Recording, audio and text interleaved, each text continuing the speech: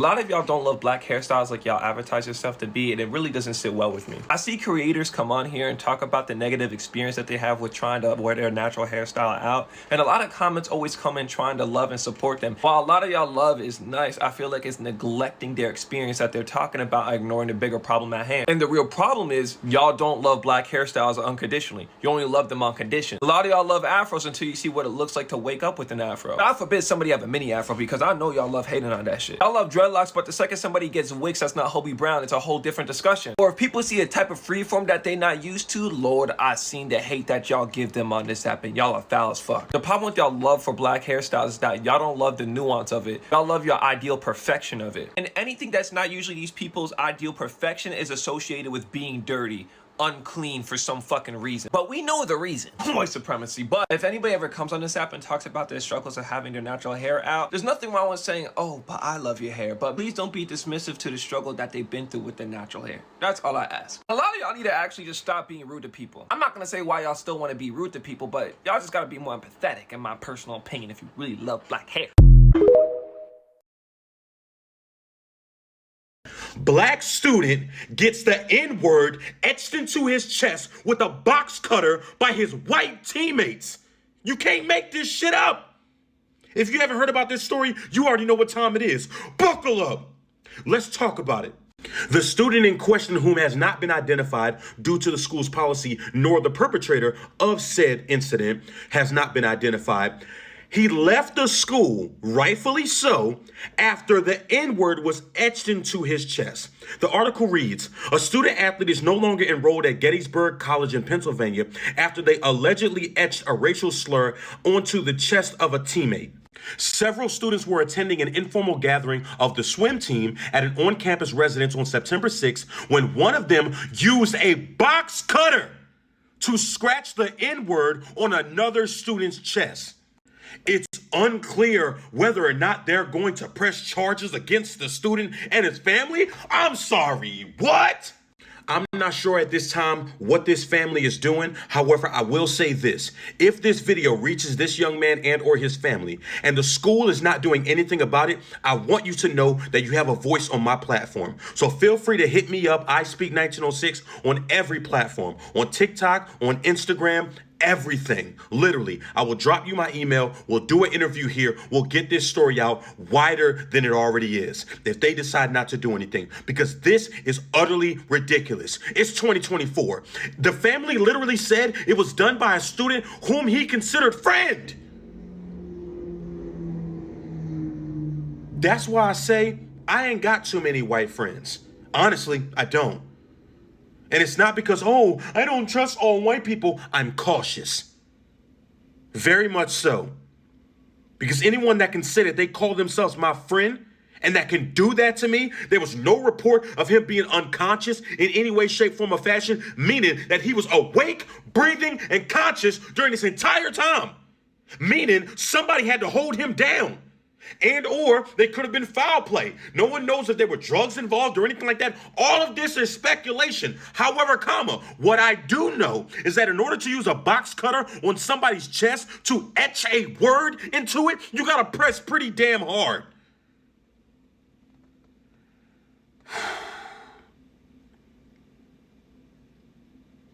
I'm praying for the family, man. And to that young man, I hope you take them for everything they got and some, and add tax to it. Good day, goofies.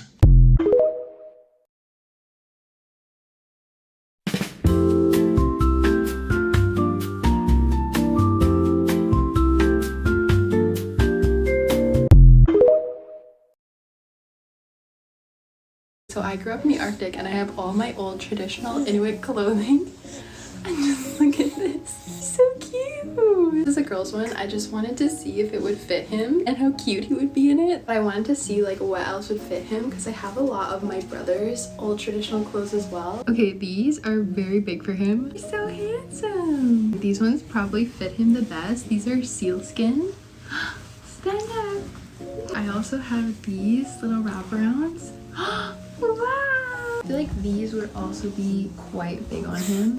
These are huge. Look at you. Ooh. I have these cute little rabbit mitts. I think these fit him the best. You look so ready for winter. You look so ready for winter. We used to have stop and frisk for criminals in this country, but liberals whine, so now we only have it for soccer moms at the airport. Okay, let me catch y'all up to speed. Walter made this video. So you like it when police stop and frisk black people, but you're angry when white women have to go through a metal detector. Jeff then leaps to defend the insurrectionists and says, whoa, he said criminals, not black people, bro. You might actually be the racist one for assuming that he was talking about black people. Walter then shoots back with another video where he's like, yeah, looking at the policy, yeah, black people. Then Jeff shoots back again and is like, no, your logic's fucked up. He actually didn't mean black people and you're just assuming that he meant black people. And here I am. Because let's not get this shit twisted. Now, when you say stop and frisk, when you mention that, you are talking about black people. No, he's not. Yes, it is, but before we even get deep into that, let's start with a little bit of a history lesson. The only way you could believe that this is not or could not be a dog whistle is if you are ignorant to history. The Southern strategy has been, in many forms, the strategy for conservatives in this country when it comes to everything from messaging to electoral politics, ever since they started getting handed repeated L's and they couldn't come out and just say the N-word overtly anymore. This means instead of saying we don't support public school desegregation because I don't want my white kid in school with these black kids,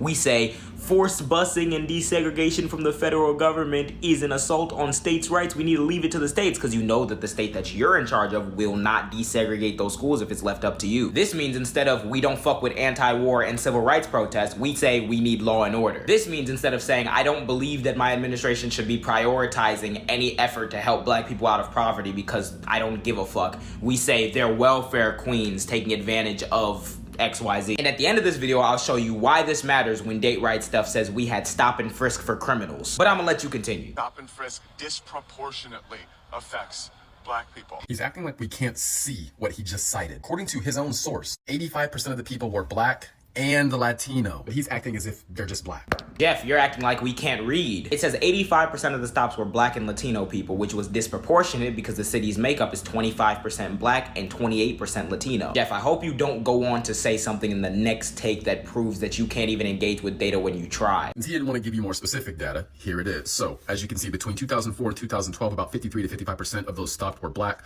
while 29 to 33% were Latino. And here we have arrived at reason number one why it's completely reasonable for Walter to have assumed he was dog whistling about black people. Because according to the data you just provided, Latino people made up 29 to 33% of those who were stopped. And one take ago, you just didn't finish reading a screenshot where it said Latino people were also 28% of the city's population. Which means the disproportionality is little to almost non-existent if you're 28% of the population and 29 to 33% of the stops. That same thing one take ago said black people were 25% of the city's population.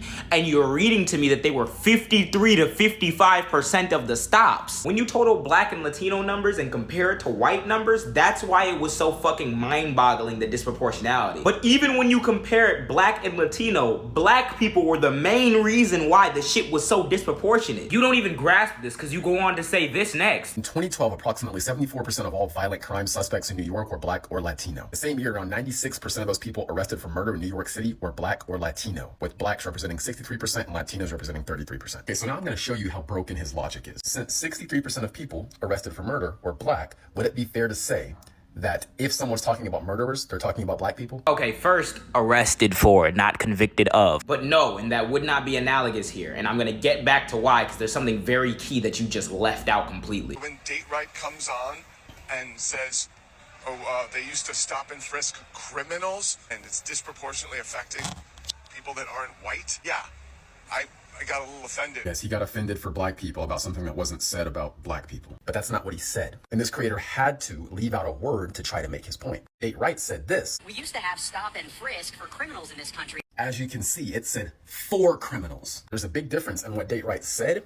and what this guy is saying he said. Stop and frisk was for criminals. He didn't say they used to stop and frisk criminals. Because again, how could you determine who's a criminal or not? And this is where the entire house of cards crumbles for you, Jeff. Because that's not the win you thought it was. Because I have one question for you.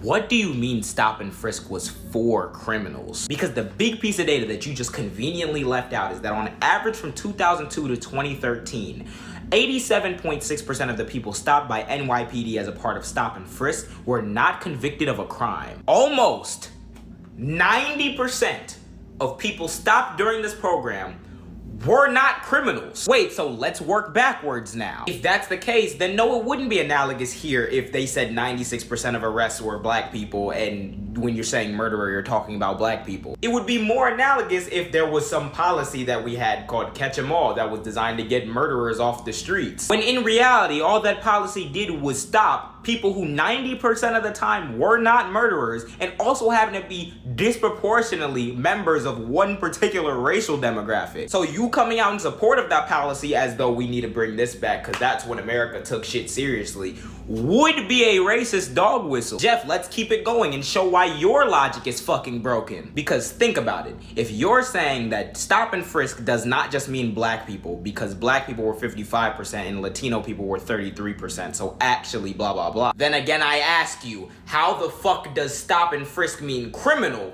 when 87.6% of the people stopped under stop and frisk were not criminals? By your own logic, stop and frisk never existed for criminals. And in practice, stop and frisk was never for criminals. It was for people who were prejudged to be criminals because of the color of their skin, which was the whole problem with stop and frisk. And this all circles back to the Southern strategy, because instead of date right stuff saying, I prefer when we lived in a country that would just harass black and brown people because I think they're more likely to be criminal, he says we used to have stop and frisk for criminals. When the policy itself failed at its initiatives, disproportionately impacted brown and black people, and did not even get a criminal conviction out of it almost 90% of the time. So exactly what policy did he miss so much that liberals had to complain about that made us a great nation once, and now we only got it for women at TSA or some shit? You mean the heavily racist one that disproportionately impacted black people, which is why Walter was like, yeah, you're talking about black people? Bro, even when you try to engage with data and be rhetorically acute and try to throw in the this is this fallacy and try to listen to motherfuckers back and peel it apart like I've done to you a couple times, it's still just thinly disguised bullshit because we actually understand what the effect of this policy was. If you're not gonna ask yourself, the audience should ask themselves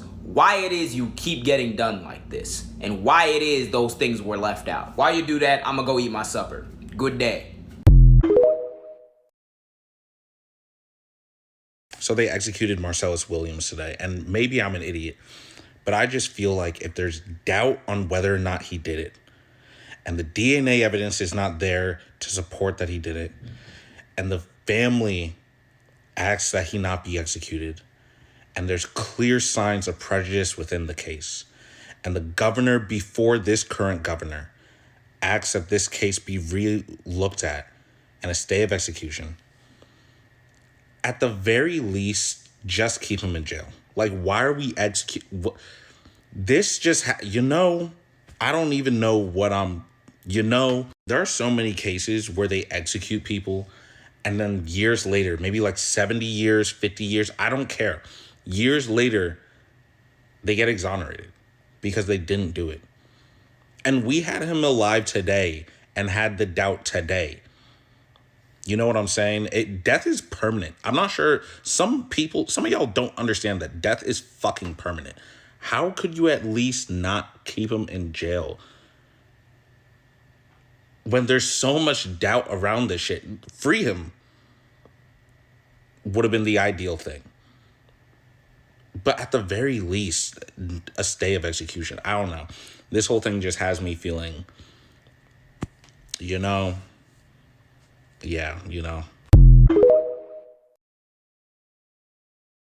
Everywhere I go, I keep a picture in my wallet like you. Take a look at my girlfriend. She's the only one I got. I'm not much of a girlfriend. I never. I like my girlfriend so much. I love my girlfriend so much. I like her so much!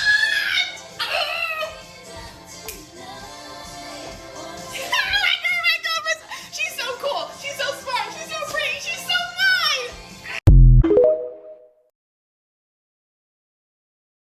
Hey everybody, Professor Moore here. So whenever I'm teaching an American history course, the lynching of Black Americans is one of the darkest and most upsetting chapters that I cover. It's almost impossible to imagine or comprehend the level of depravity and violence that was involved in these killings. And I honestly believe that when you bring an accurate discussion of lynching into the American story, you'll never be able to look at American history the same again. In order to have a factual and accurate discussion of lynching with my students, I've spent years researching lynchings, and I've read hundreds of accounts of lynchings from historical newspaper databases, and I would like to share some of the conclusions I found from my research with you. So, lynching describes the illegal murder of Black Americans by white mobs. There was no justice, no judge, no jury, no trial. This was public murder. But what were the reasons that the lynchers gave for these killings? How did they justify themselves? What were the supposed crimes that these Black Americans were being killed for? Now, during the time period, the lynchers often made the false accusation that they were killing an individual because they had assaulted a white woman. However, anti-lynching activist Ida B. Wells did her own research and found that this was completely false, and that in the majority of lynching cases, the only crime that the Black individual had committed was being Black in a white supremacist society. However, protecting white women continued to be a popular explanation for lynchings. For example, Caleb Gadley was lynched in Kentucky in 1894 for walking behind the wife of his white employer. Keith Bowen was lynched in Mississippi in 1889 for accidentally entering and then leaving a room where 3 white women were. General Lee was lynched in South Carolina in 1904 for knocking on the door of a white woman's house. Thomas Miles was lynched in 1912 for inviting a white woman to go have a drink with him. Jeff Brown was lynched in 1916 for accidentally bumping into a white girl as he ran to catch a train. Parks Banks was lynched in Mississippi in 1922 for having the picture of a white woman in his possession. In 1889 in Loudon, Virginia, a Black 14-year-old named Orion Anderson was lynched by a mob of white men. What was his crime? He was playing with a white girl and he put on a mask and he scared her, and he was killed for it. In 1930, John Wilkins was lynched for smiling at a white woman on a train. Sometimes lynchings were the result of a Black American breaking some unwritten white supremacist rule. For example, Jesse Thornton was lynched in Alabama in 1949 for not saying Mr. as he talked to a white police officer. Some of the other reasons for lynchings were speaking disrespectfully to white people, arguing with a white person, insulting a white person, refusing to step off of the sidewalk to make way for a white person, or just standing around. It's clear that there never was any real crime associated with lynching. The crime that these people were being killed for was the crime of having Black skin. So the next question becomes, who were the lynchers? And you might be surprised to learn that it was not racist terrorist groups like the Ku Klux Klan. Yes, those groups did kill Black Americans, but they were not responsible for the majority of lynchings. So, who were the lynchers? The lynchers were doctors, teachers, grocers, businessmen, lawyers, parents, children, police officers. It was the entire community that was participating in these killings. There was nowhere to turn for help. You couldn't go to the authorities because the police officers were participating in the lynching. You can see from this photograph, the caption reads, "Lynching in action. State troopers and citizens of Gordonsville, Virginia formed a posse of 1,000 which fired for 6 hours on the cabin of a 65-year-old Negro worker and his sister. They finally burned the hovel and both victims." It's ironic that when the bodies of lynching victims were brought to the morgue, they often wrote under cause of death, "death at the hands of persons unknown." But that is a complete lie. They knew exactly whose hands had done it because it was the entire community. Just look at these mugshots from individuals that were involved in a lynching in South Carolina in 1947. All of the men in this picture participated in that lynching, and not a single individual was charged with a crime. Here's another article from 1943. The headline reads, "These men might ordinarily pass for decent citizens. However, all of these individuals had recently taken part in a lynching." And when people were asked to describe what these men were like, here's what they said. "These are some of the best men in the county. Men who are considered here to be the best representatives in the community of law, order, and justice. They called these men good Christians. They called them the best citizens." The lynchers were not seen as monsters, but upstanding members of the community.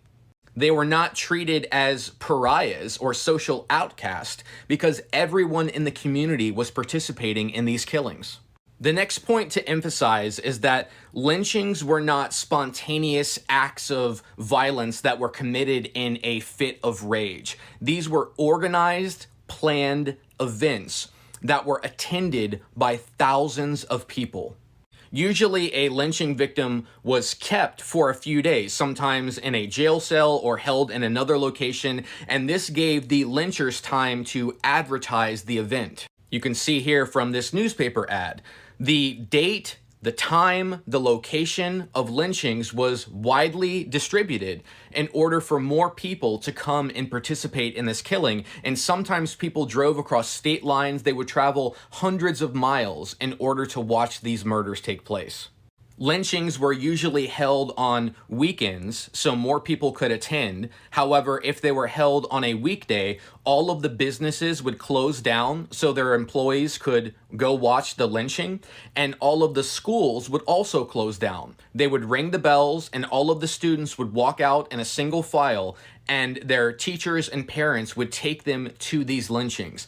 And when they got there, they would hear musicians playing music, and they would find vendors selling snacks and drinks. Now, these lynchings were not done under the cover of dark in the middle of the woods. They were done in public, in broad daylight, in the middle of Main Street, on the public square, sometimes even on the courthouse lawn. Now, if you look at this photograph, you would never know that these people are going to a lynching. These individuals are flocking to go watch a public murder take place in broad daylight in America. If you look at this photograph, you would never know that what these individuals are all straining to see is a lynching, the killing of a Black American. If you were to look at this photograph with no context, it looks like a carnival or a concert, and that is exactly the type of atmosphere that lynchings had. People were not ashamed to take part and to watch these lynchings. These were nights that these individuals wanted to remember.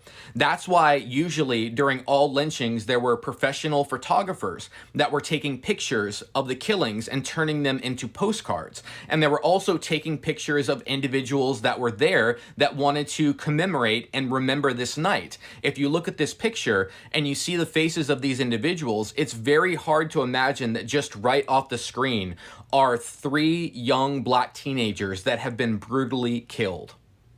This is a picture of a lynching that took place in Florida in 1935. And this is a young girl watching an individual be killed right in front of her eyes. And I want you to look at her face and look at the smile on her face.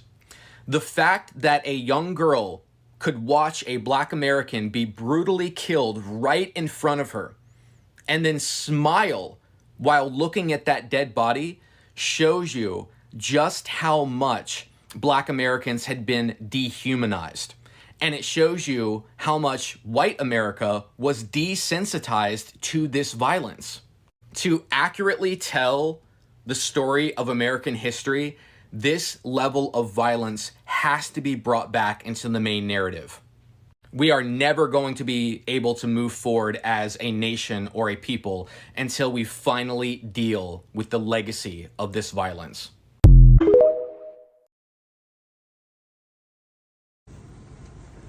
Hey, I'm here for the best buttermilk pancakes in the Midwest. I'm so sorry, we don't have pancakes, unfortunately. Also, I'm not comfortable with being filmed, if that's okay. Oh, of course, I get that. Yeah, so I conceal carry. So let's just get the clip and then we'll chat after. No pun intended. Okay. All right, so lower income bracket queen. How long have you been working here? I've been working here for 7 years for 50 hours a week, trying to support my 4 kids, but honestly, it's been really, really tough. I can't really afford much. I've been there.